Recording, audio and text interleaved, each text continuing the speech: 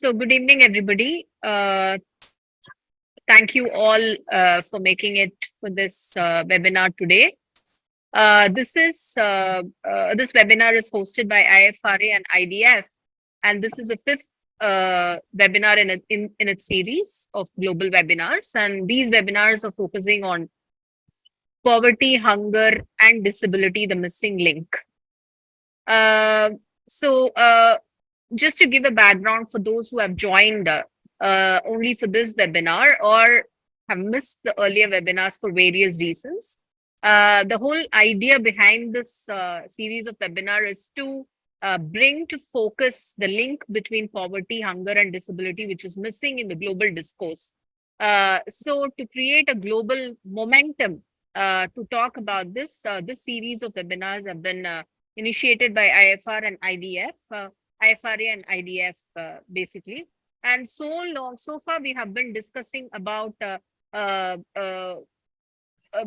building a discourse around it, like what is multidimensional poverty, understanding poverty and disability basically, and also and presenting an understanding of the key global discourses like cost, and the agenda, SDG agenda, how it it has absorbed this issue of experience by persons with disabilities, particularly at the grassroots and low and middle income countries, and whether there have been adequate and initiative to address these discourses. And we've also discussed about the various research and good practices so far in addressing this particular link between poverty, hunger, and disability. The last two sessions, we've been getting closer to the issue because we have discussed about social protection as a package, and now we are breaking that into what it entails to persons with disabilities at the grassroots.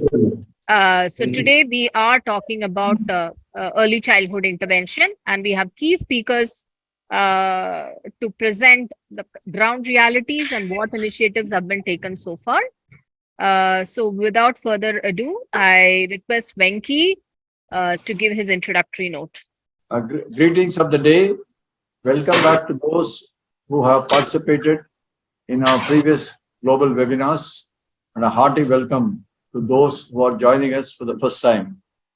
These webinars and the advocacy which has followed have ensured that community-based rehabilitation is well and truly in the final text of the World Health Assembly resolution on strengthening rehabilitation in health systems. Yet, we have more work to do to ensure that the training of mid-level and community workers in rehabilitation and in early childhood development is included in this resolution. Without them, children with disabilities will not be able to access inclusive education where they exist. We are preparing a draft letter that you will receive after this webinar to send to your ministers of health as a matter of urgency. The World Health Assembly meets from the 21st to the 30th of May, where this resolution will be adopted. The letter will focus on urging the ministers to ensure that the training of mid-level and community workers in rehabilitation and in early childhood development is specifically mentioned in the final text of the resolution. Why is this so important? The first 1,000 days of our lives are among the most critical to our future. Early childhood is a time of extensive development in the brain and also in many of the biological systems in the body that are critical for our health. Quality early childhood education lays a strong foundation for young children for their overall development, future well-being, and for their capacity for learning. Access to this opportunity should be automatic for all children, yet more must be done to include children with disabilities in development activities from their childhood onwards. Despite this, the global disability discourse does not include adequately emphasis for early childhood intervention for children with disabilities. Hence, we are here to set this right.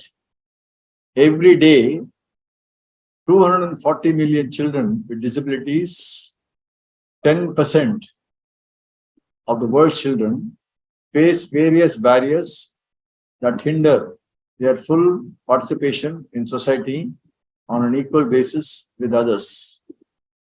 But the good news is that the number of children not enrolled in preschool in the year before primary school has decreased over past decades from 52.1 million in 2009 to 47.2 million in 2018.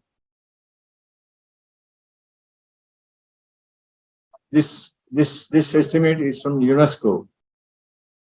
A recent UNICEF report observes that children without disabilities compared with children with disabilities are 25% less likely to have early stimulation and responsive care.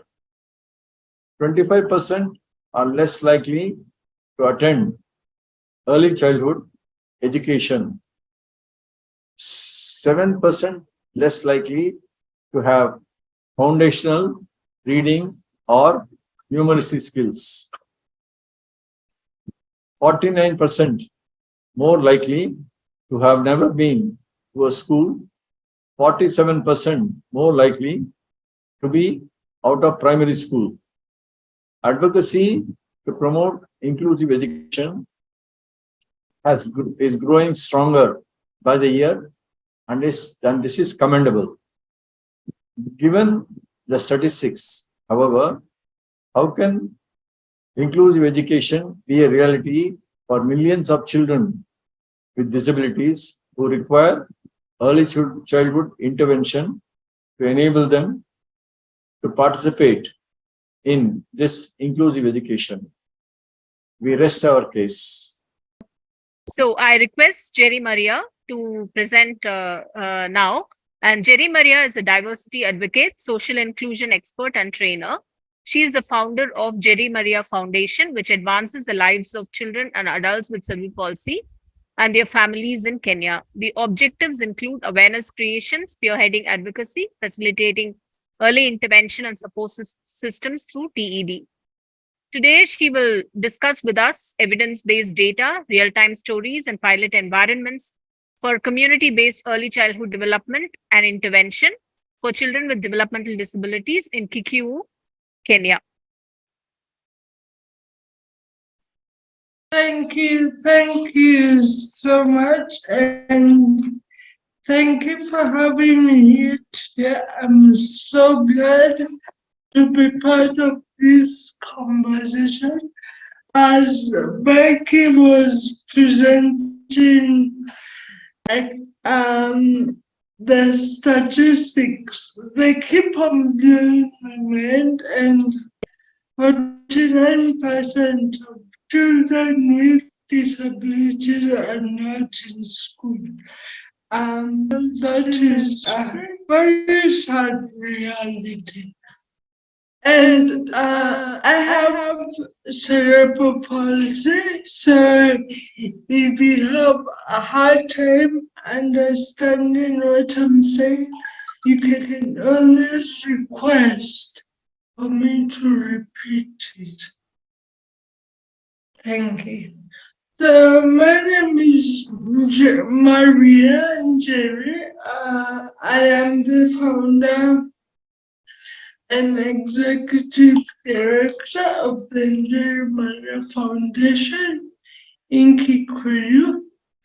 And our main focus is to advance the lives of children living with cerebral palsy and their families.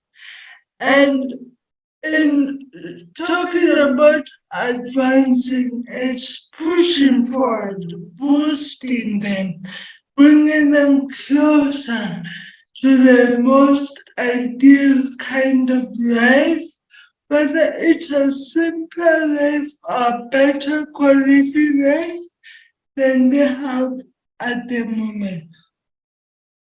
Our main objectives are in awareness creation, spearheading advocacy, early intervention, providing early intervention, and facilitating support systems.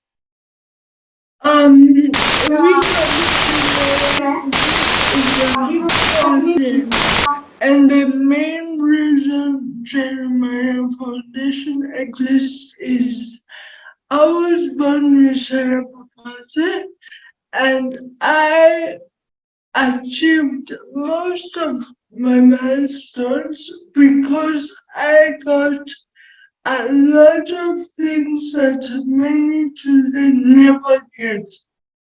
Even from the conversation before, I got to go to preschool.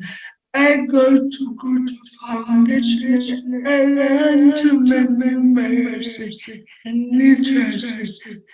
But this all started from my parents' awareness, my parents' acceptance, the information in awareness, and of course structures and systems and resources. In Kenya, at the moment, the biggest challenge of community-based early childhood development and intervention for children with disabilities is the lack of the right environment which allows parents and caregivers to go through the process of raising and taking care of a child with a disability. The sustainable solution is the establishment of the systems that make the environments enabling for community-based intervention. When we started the foundation in 2019, the biggest problem we were facing in the school programs was hunger. Many of the children with disabilities were either carrying little food to no food or even cold food. And we discovered most of the children from that community were coming from a low-income community or just a low-income mentality, and thus they could not provide the children with the basic meal and lunch. And it made us think if they're not eating lunch, did they eat breakfast and did they eat dinner? And that was our starting point. How can we feed children with disabilities who come into school? Through the feeding program, we then attracted the caregivers. For now, they were curious. Who are these giving food to our children? And they said most of the caregivers had never even stepped a foot into the special unit or special school for fear of stigma and discrimination.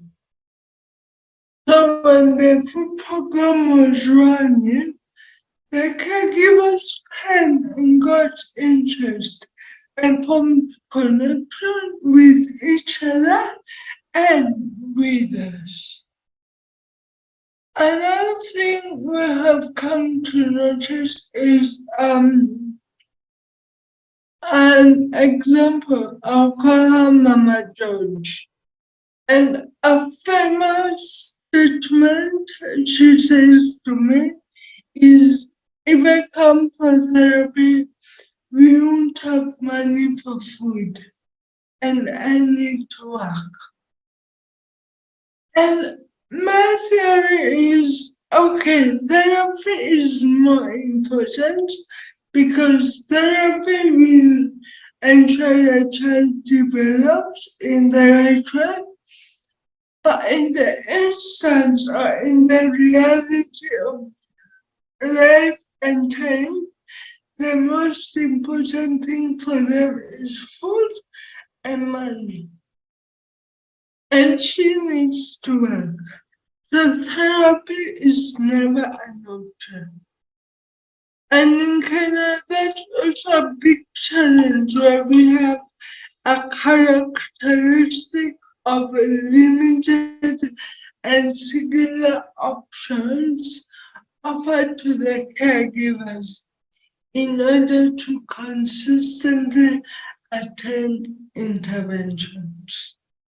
In Kenya, there's another saying, when you want to get your child admitted into school, and the first question is, do they know how to go to the toilet?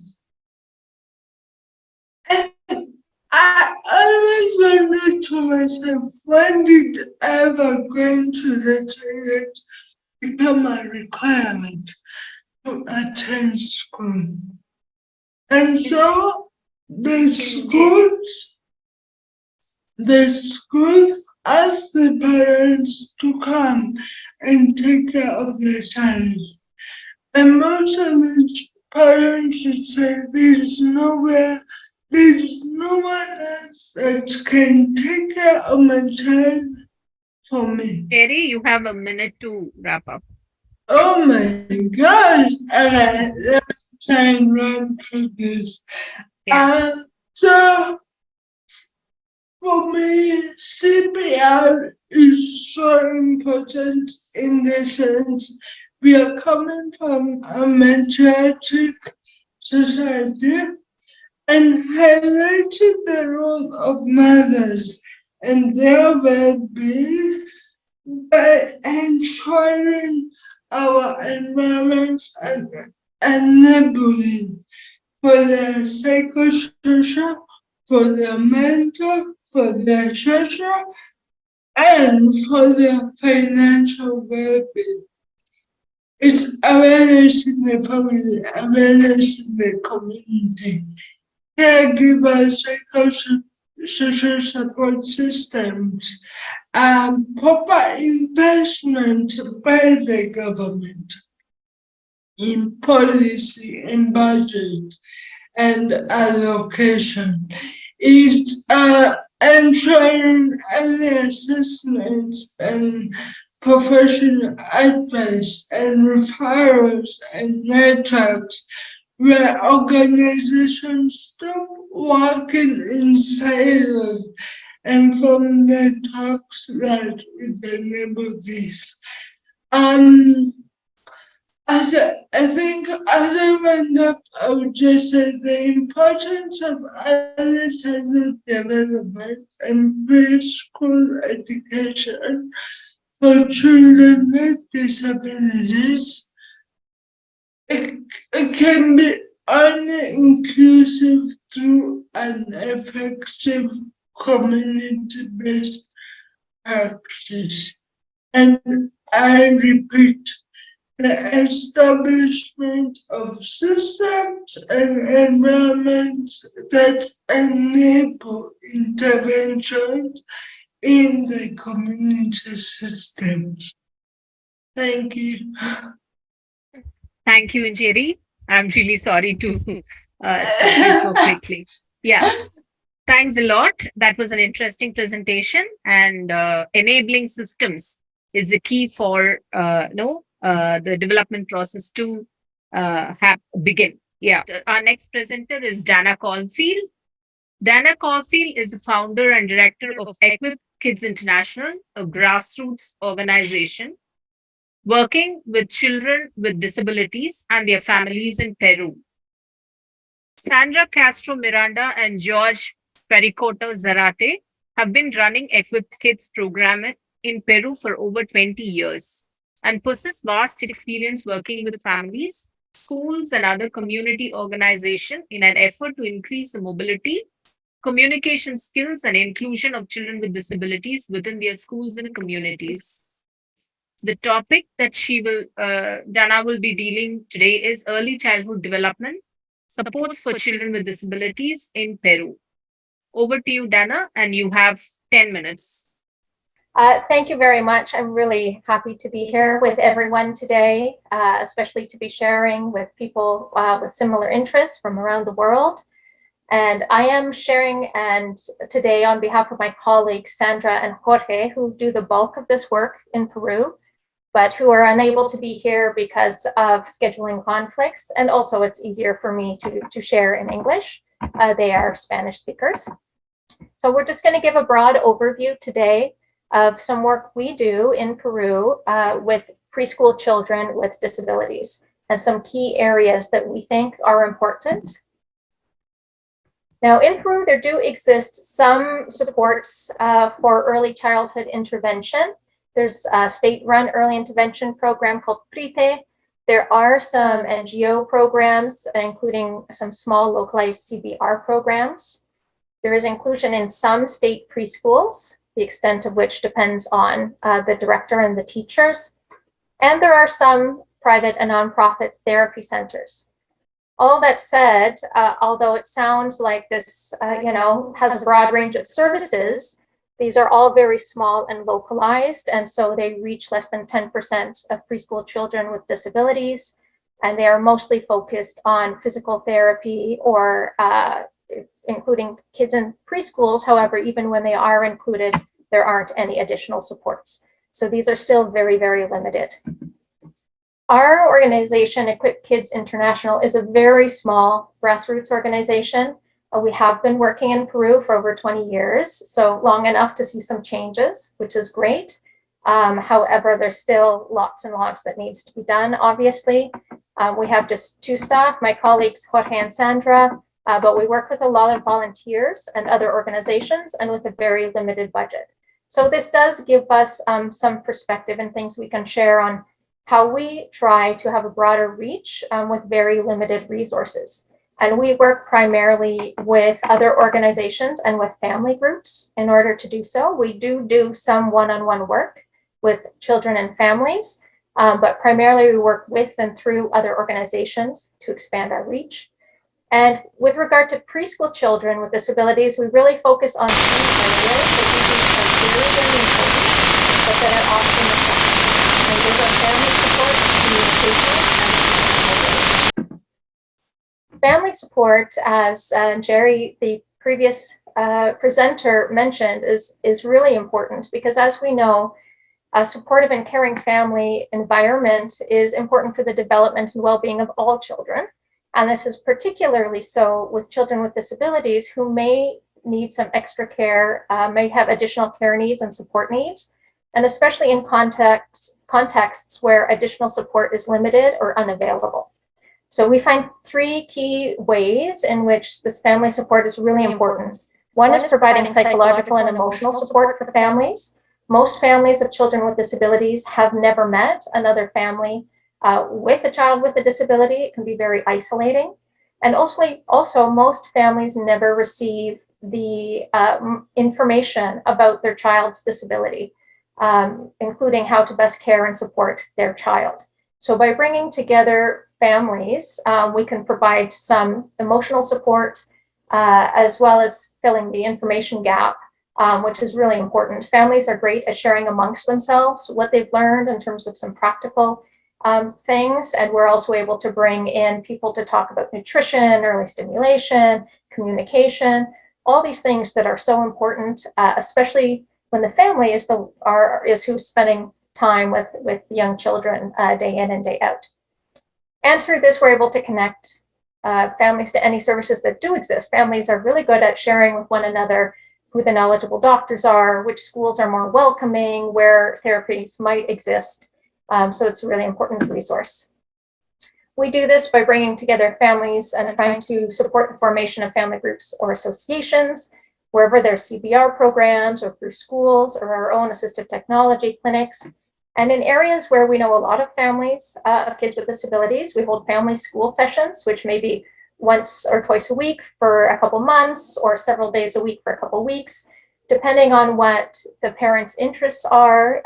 We can talk about nutrition or communication or how to be involved in supportive play. We bring in dentists to have a look at the children. So it's all dependent on what the families are looking for. These are just some photos of some of our family groups. I don't have time to provide visual descriptions, but if anyone is interested, you can email me after. I've got my email address, and I'm happy to provide document with the description of all the photos that are included. They're really just to add. Communication is another area we think is super, super important and is often neglected. Communication is so important to have agency in your own life, for connecting and developing relationships with others, and of course for learning. And in Peru, as in most countries, I think the focus for young children and all children is really on walking and talking, both for families and professionals. They want the children to walk and talk.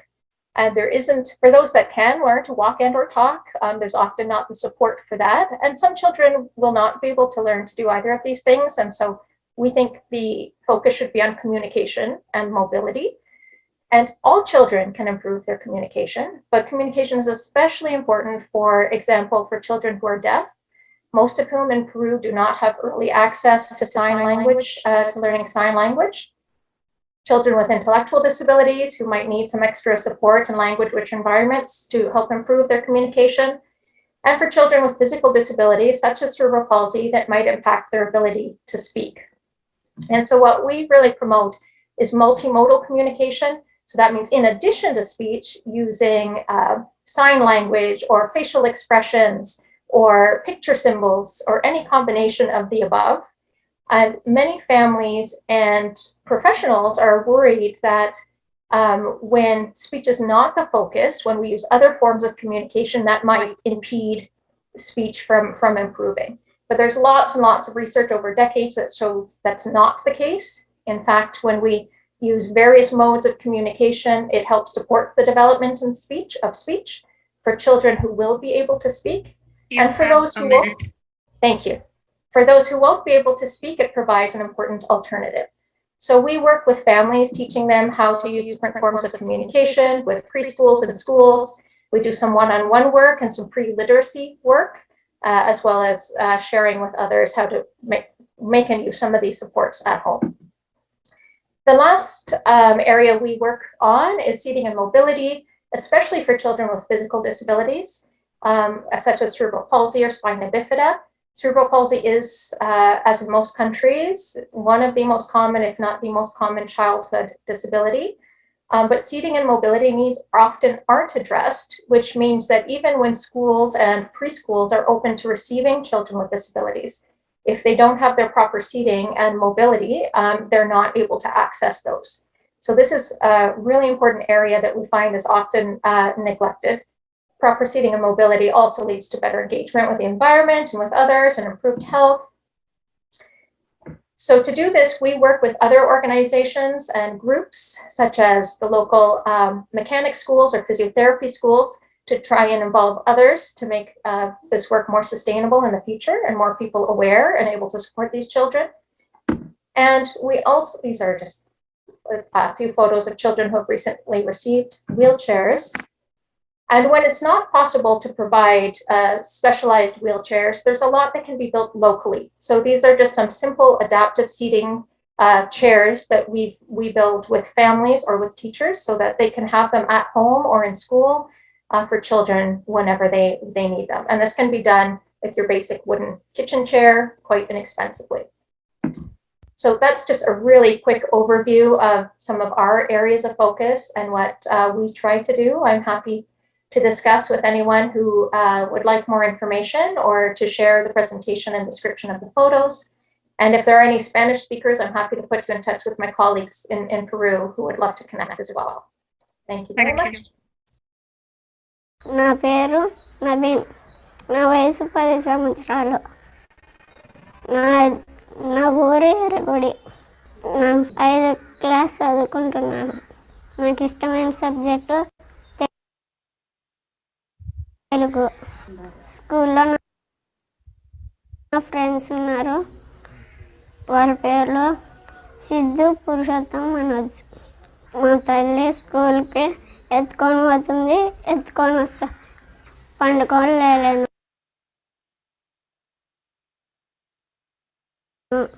మా అమ్మ వచ్చి కూర్చోబెడుతుంది.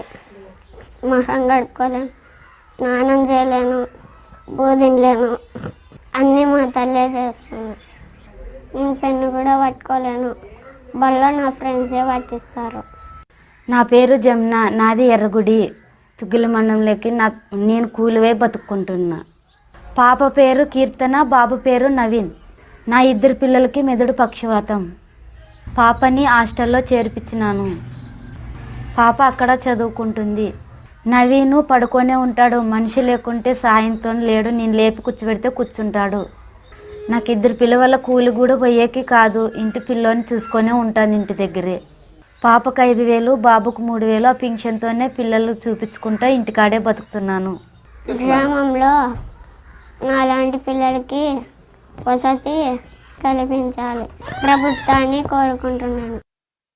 So now we move to East Africa. Rachel Lassman is a UK-trained occupational therapist with 25 years of clinical experience who has been working in Uganda for more than 10 years. She is a research assistant at the London School of Hygiene and Tropical Medicine and the global coordinator for Baby Ubuntu, early care and support for children with developmental disabilities since its inception in 2015. She supports its design, development of robust training, mentorship support, and program implementation in Uganda, Rwanda, and Kenya. She is passionate about working with families of young children with developmental disabilities in a collaborative and participatory way.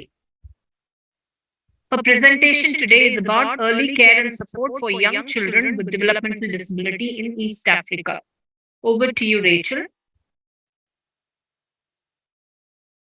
Thank you very much for inviting me to speak today. I'm really grateful to be here. So thank you for asking me to speak today. As they said, I'm the global coordinator for the Baby Ubuntu program, which is an early care and support program for young children with developmental disability that was developed in East Africa. So Baby Ubuntu is a facilitated group participatory program for young children aged 0 to 3, to 4 to 5, with developmental disabilities and their caregivers. And the group is co-facilitated by healthcare workers and expert parents themselves on children with disability. The programme aims to promote inclusion and participation within the family and the community to maximise developmental potential, health and quality of life, and to empower caregivers. And as Dana said in the last presentation, so many mums, parents and caregivers are very marginalised and stigmatised and don't meet other parents of children with disabilities. So the peer support and the sharing of experiences is really, really important and can be really transformative. So our programme sits within the Ubuntu Hub, where there are 2 sister programmes, Ubuntu for older children with disabilities and Juntos, which has been developed in Latin America for children with congenital Zika syndrome. Ubuntu is a Zulu term for humanity towards others, or I am because we are. All the programs are available freely to download on the Hub website. And we also have a community of practice with, it's now almost 500 members across 80 countries. In terms of the content of our groups, I'm going to show you in pictures. So we cover understanding disability, understanding development. We cover positioning, feeding, play, communication, stigma and discrimination in our communities. And as you can see from the pictures, when we learn about play or feeding and positioning, we don't just talk about it, we do it. Our groups are participatory. Everybody's on the floor, the children are centre stage, and we are engaging the caregivers and their children in the topic as we go along. We have been developing various training packages over the last few years. So as I said, there's the manual, there's our shared community of practice, and then we have train the trainer, a master trainer training, and a 5-day facilitators training to train healthcare workers and parents to run the groups. And we have ongoing support and mentorship for all of our master trainers and facilitators. We're currently developing a tablet application to help support fidelity in programme rollout. So currently, we've reached 963 families across East Africa, and we have 34 master trainers and 188 group facilitators. I'm aware that we also have some master trainers who are based in India, one of which is on the call with us today. So we are starting to develop partnerships outside of East Africa. We have a partner organisation doing some work in Fiji, and another has edited and adapted the programme for humanitarian settings, and it's called Mighty Children. And we're also currently working with the UK to adapt to their health service, which I think is a beautiful example of south to north learning. So our programme is supported by a portfolio of evidence that I'm not going to, with the time, I'm not going to talk a lot about, but we've done mixed methods evaluation in Uganda and Rwanda, and we have done a feasibility and cost of intervention randomised controlled trial in Uganda, and we're about to start a cluster randomised controlled trial in Rwanda. So looking at caregiver quality of life, in our pilots in Uganda and Rwanda, we have seen a 20 to 25% improvement in caregiver quality of life using the PEDS-QL quality of life measure. In the feasibility study, in the randomised controlled trial, we didn't see a significant quantitative change in quality of life, but we saw a huge qualitative change in caregiver knowledge, skills, and reduced stigma. So what we have learned so far, we know that the programme is feasible and acceptable to families in urban and rural settings in East Africa. We have strong qualitative evidence of family impact, on knowledge and skills and quality of life.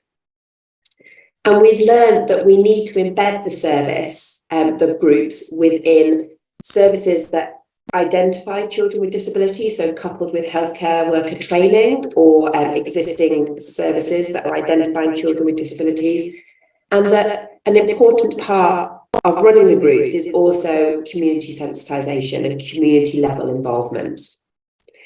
Barriers to engaging in the groups include stigma and poverty and limited capacity of healthcare services. And the cost-effectiveness trial shows that the intervention was cost-effective intervention for this vulnerable group. So these are some quotes from our parents. The training has helped me understand, and the thoughts of abandoning my child have ceased, and her life has improved. I no longer feel stressed and sad. We had a lot of fear. We used to think they were wasted children, but by meeting other mothers has taught us a lot. Fellow mothers give us hope that our children will improve, and this keeps us strong. So, in summary, factors that are important as we look at scaling up our programme. So we know we have a high level of demand. There's 53 million children globally with developmental delay, and mostly in low and middle income countries. And there's few organisations that are working with young children with disabilities.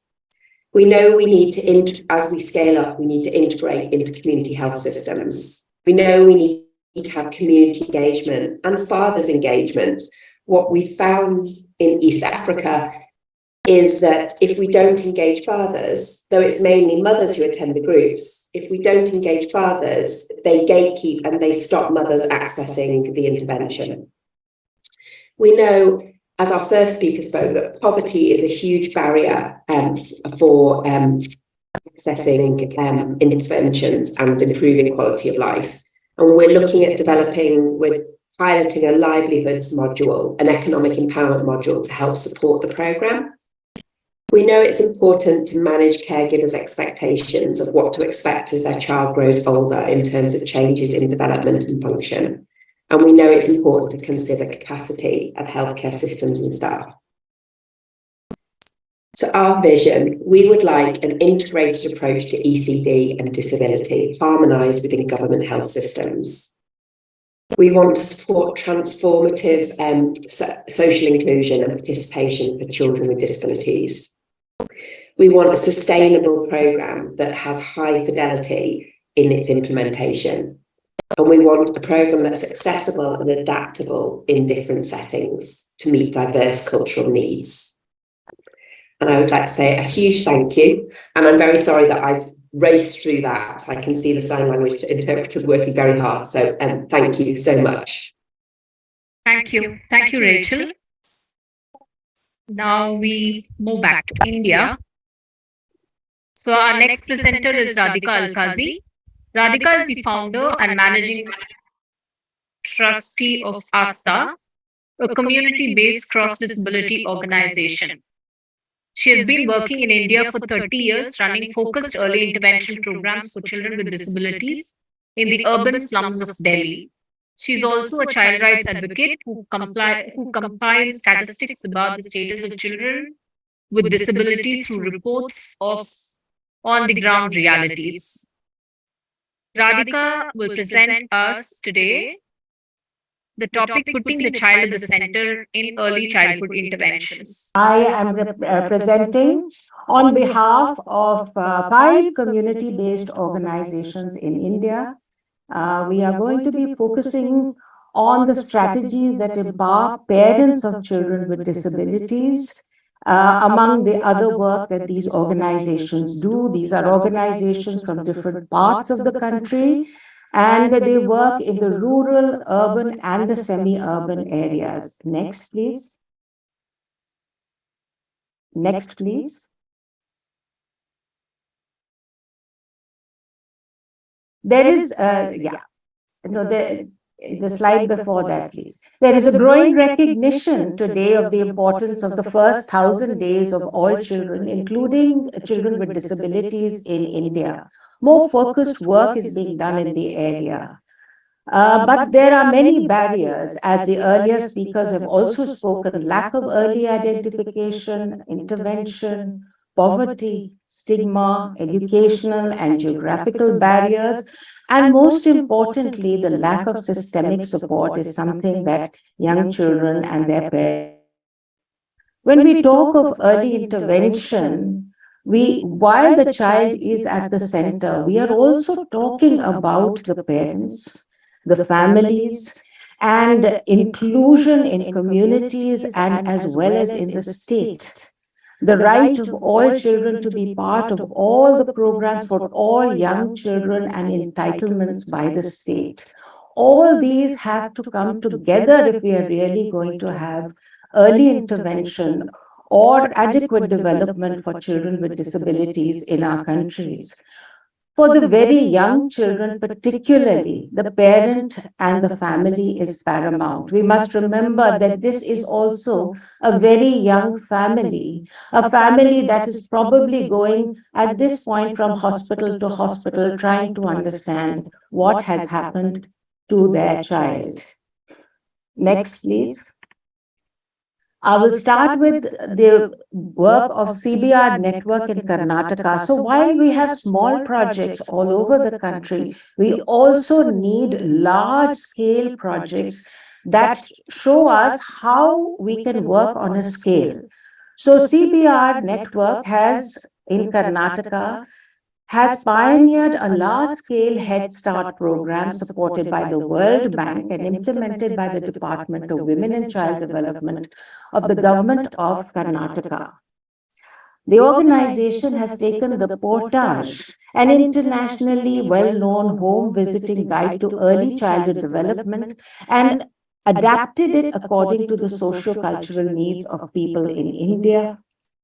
The training in this program is focused on the Anganwadi workers, the integrated child development program that is run by the state and their workers, as well as parents and caregivers of young children, with the master trainers also being from the program, therefore enabling some kind of sustainability. Next, please. As part of this program, the organization has developed many resources. There are handbooks that are available in 9 Indian languages. My 1,000 Days, it's a calendar that is available for young women, pregnant mothers, and mothers of infants for the CBR Portage M Spark mobile app. It's a mobile app that helps teachers and parents to enable the child with disability to move on the path of holistic development using the CBR Portage at home. The app also enables online group of parents to learn from each other, leading to empowerment on a scale. Next organization is Anvesha Kolkata. Next, please.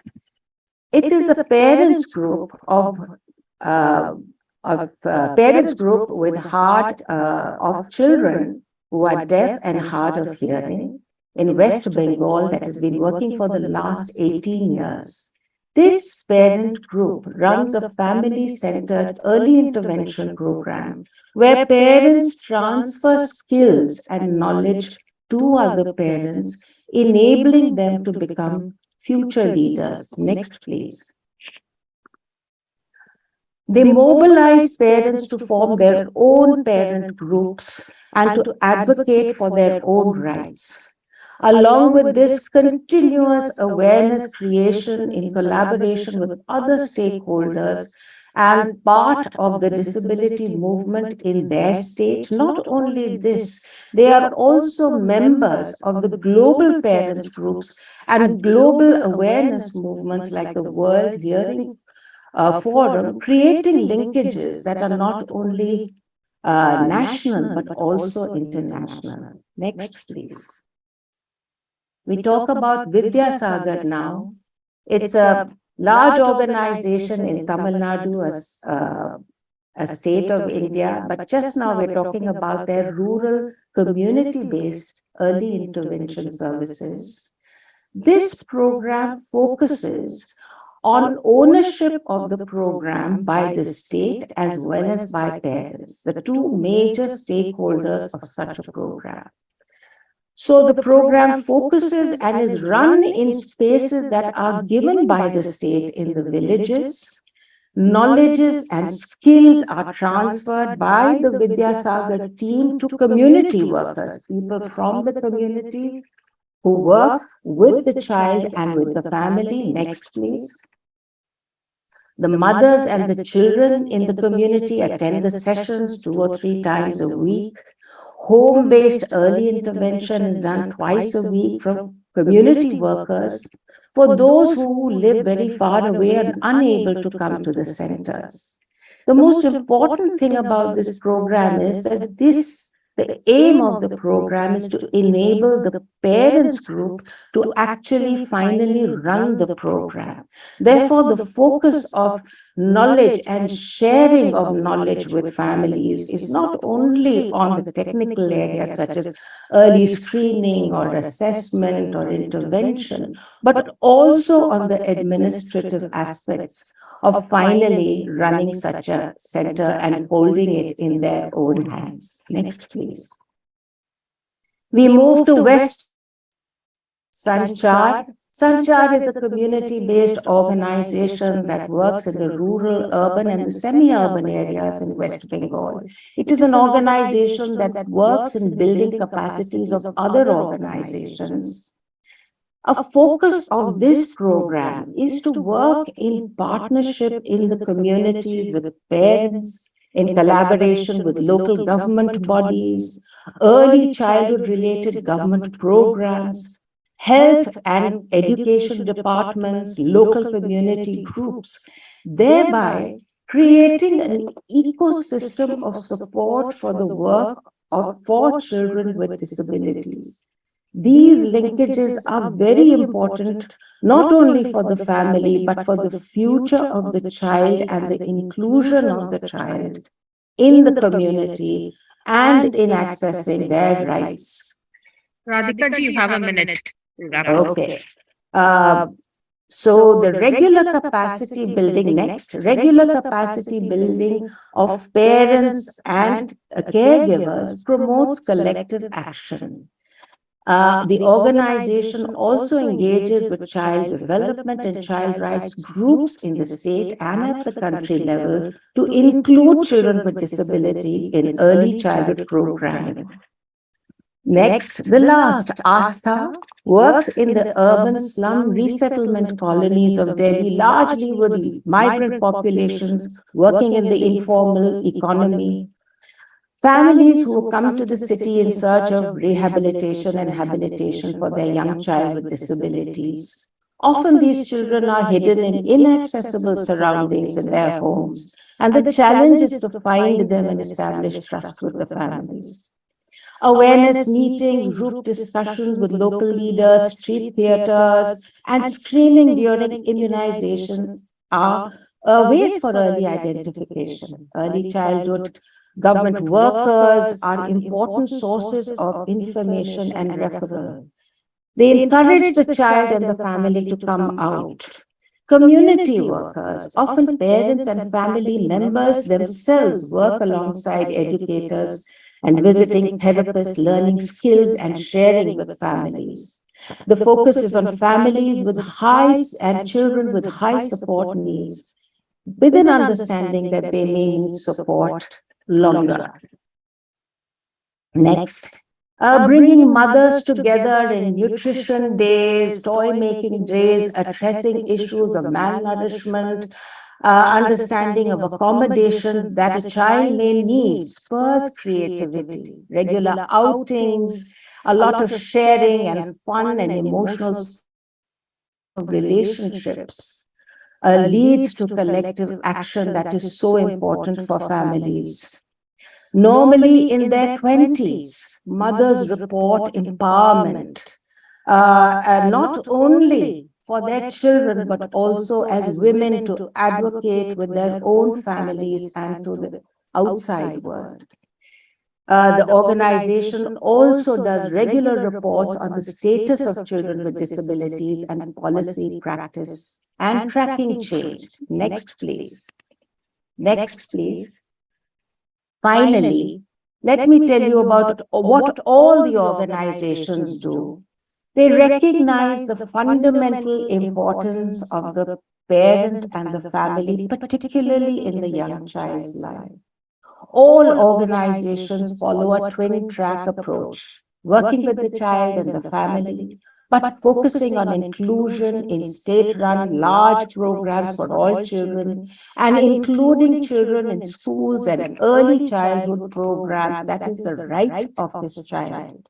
They work to influence law, policy, and practice in all work for children and to create a climate for inclusion. The skill sharing that happens with community workers, parents, and families tells us that habilitation and rehabilitation are not only the domain of the specialist and run best with a range of personnel, and sharing of skills need to be modified according to the context in which the child is. This also has implications for recognized personnel at a country level. How do we train them, and the training of Radhika ji, you have to wrap specialists up. in any country? This finally should also be heartening for any early childhood practitioner who feels that they would like to include the children with disabilities in their programming but do not know what to do. Thank you. Thanks a lot. So we thank all the speakers at this point, but we are opening up for question answers. I request all the speakers to stay with us and support this process as well. So now we open up. You can raise your hands. I will call out the names. Just a second.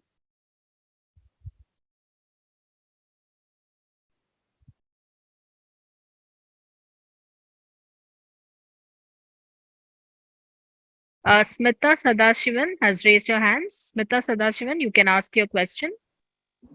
Thank you very much, Meenakshi.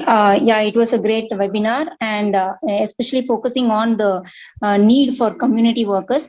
So my point is on yet another missing element, like when minority of children with disabilities also need health accessories like the diapers or catheters and cushions, bed sore management, and those things. So that also need to be included in the into the rehabilitation services, which we need to ask in the declaration.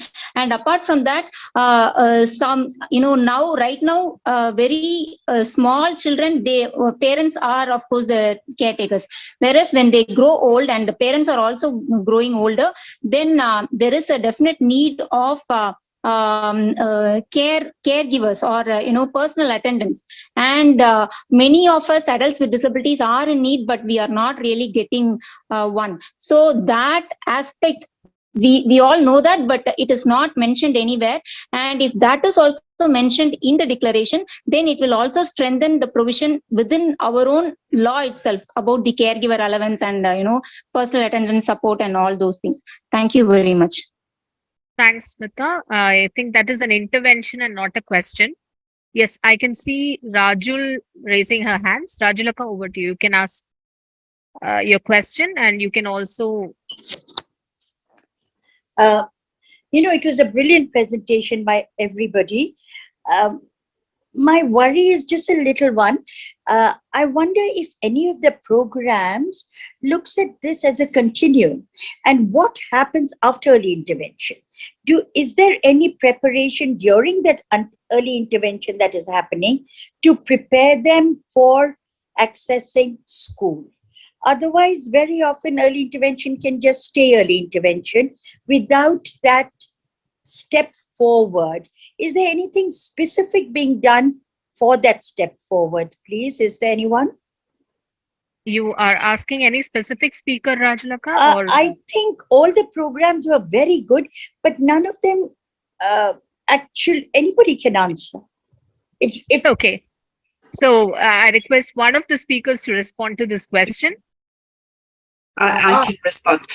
I agree, it's a really big area, and I think for Baby Ubuntu, discussing school will be, we cover a small section on our community module. We talk about the right to access to school and what type of schools might be suitable for the children in the group. But I think a future development will be a module around school. But I think it's about, for our age range, we're very much want to be starting the parents thinking about the fact that it's a possibility is the starting point, which we cover. But I agree there is more that needs to be done on that front. Njeri? Yeah, that's a very, very good question. And I'd say, yeah, what we do next is prepare the children for the next transition, but we are also working with the local public schools to build the capacity in order for them to have the space to have children with disabilities. So from having peer-to-peer trainings for the children, to having special education trainings for children, for teachers in the mainstream system. So for us, it's a very important, as we are preparing the child, we are also preparing the schools and the environment in school. Thank you so much. Dana, you want to intervene? Yes, just briefly. In our case, in Peru, I would say our early intervention programs really aren't separate from our broader programs that deal with, that work with children with disabilities and their families. So for example, our family groups have children and families of children of all ages. So it's an important aspect. Often families with children, young children, get to meet families with similar disabilities with older children and to share those experiences. And a very, very big part of our work is in fact working with schools to get older children with disabilities into schools. And then this work with younger children is in preparation for that. So in our case, we aren't specifically an early intervention program, and there is quite a continuum. No, actually, there is one more question. Cosmos. Yes, how are you all? Yeah, we are good. You can go ahead with your question and you can address the question to any speaker. My question first is to thank this, the way we are presenting and in the area, especially of disability, especially in the childhood education. But my question is, in order to do it in a best way, which type of curriculum should we need? There was a time we were talking about having adapted curriculum, so that we have a curriculum that focuses on the needs of the children. But sometime now we are in the era of inclusive education. Now the question is inclusive education taking away the special needs of the child?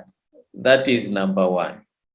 Number two, currently we are going into the fourth industrial revolution, where what we expect is that almost everything will use technology. And rarely we find people with disabilities having opportunities to do technology-related cases. And for them to do, one area is to have the adapted curriculum so that we focus on their strength and what they can do. Now, these are two areas that I feel like all the presentation I had, but I'm trying to see, yes, we can present, we can talk much, but the question is, how do we make them come up and show their strength? Thank you. So are you addressing this question to any speaker or is it a comment? It is a comment for us all, maybe if someone knows. For example, for the case of adapted curriculum for people with special needs and disabilities, we feel many countries are not recommending it. But if I take in my own experience, I find that if you want to teach ICT a person who is deaf, the first thing you have to develop language. And how to develop language? You will need to have the context-based type of sign language. Otherwise, you can't do it. And for that to do, that means we require adapted curriculum that will focus on the strength and the needs of people. Then that's why I'm coming up with the era of inclusion. Is inclusive education taking away the special needs and the strength, the little strength people have, especially people with disabilities? Okay, thank you. Any of the speaker would like to respond to this, or do we agree with? Yeah, Radhika ji. I could try and respond. I understand your concern, and but what I'd like to say here is that the whole system of education needs to change so that the specific needs of this child are also met. So if we do have curriculums that a specific child needs, or there is an adaptation to be done, the system should be such that it actually absorbs that. So inclusive education, therefore, is not, as you know, not fitting the child into the system, but making the system change so that that specific requirement, for example, the example that you gave is met with. Now that is a very big ask, and I think our systems are really not ready. So I totally get what you're saying, and I share your anxiety here, but I think we have to work more and more to see that the system changes so that the specific requirements are there.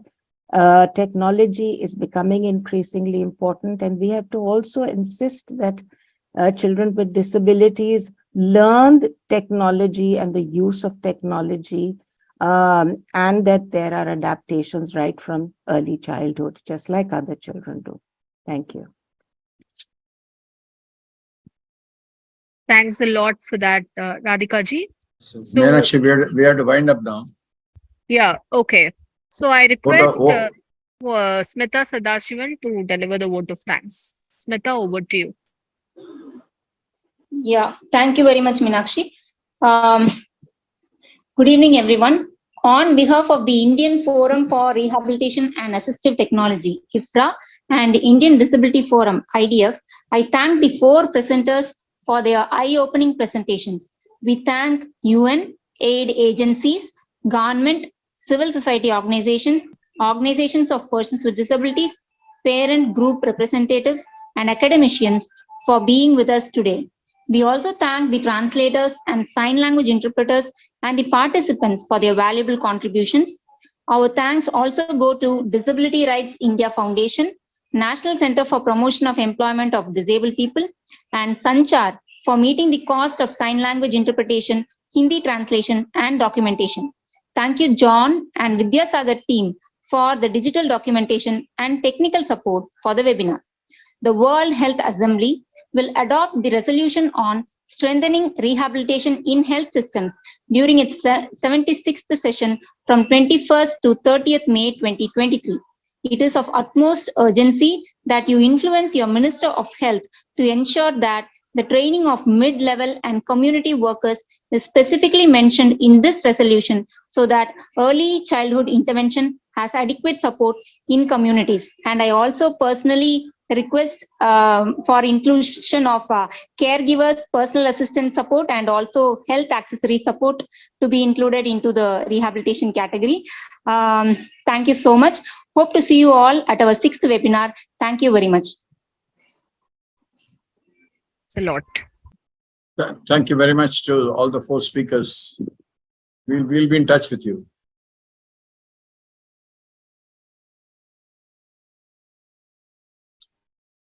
We'll